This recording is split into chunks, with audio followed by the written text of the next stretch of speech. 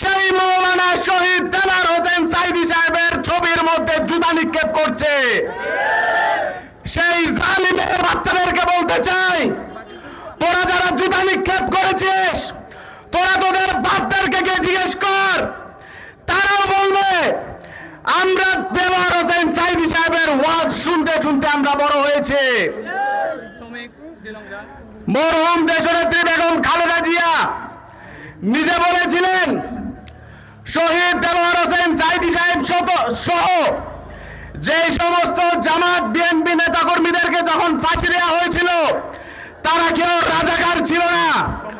অথচ আজ বর্ষা বিপ্লবের পরে এসে আমাদের শুনতে হয় তারা নাকি রাজাকার ছিল।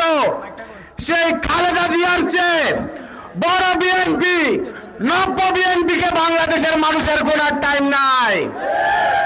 সেই সমস্ত সন্ত্রাসীদেরকে বলতে চাই, তোমরা অস্ত্রের মুখে ক্যাম্পাস দখল করতে চাও, তোমরা সন্ত্রাস কায়েম করতে চাও, তোমরা এখনো ভুলের মধ্যে আছো। বাংলাদেশের জনগণ তোমাদের চেয়ে বড় সন্ত্রাসীকে দেশ থেকে উৎখাত করেছে। তারা তো অন্তত ভারতে পালাবার জায়গা পেয়েছে, কিন্তু তোমাদের তো আমাদের বঙ্গোপসাগর ছাড়া পালানোর কোনো জায়গা নাই। জুলাই আমাদের মাঝে এসেছে মুক্তি হিসাবে, জুলাই আমাদের মাঝে এসেছে জেলখানার তালা ভাঙার জন্য, জুলাই আমাদের মাঝে এসেছে ক্যাম্পাসে সুশৃঙ্খলতা বজায় রাখার জন্য, জুলাই আমাদের মধ্যে এসেছে বাংলাদেশের স্বাধীনতা সার্বভৌমত্ব রক্ষা করার জন্য। সবই ঠিক আছে, সবই ঠিক আছে, সবই ঠিক আছে।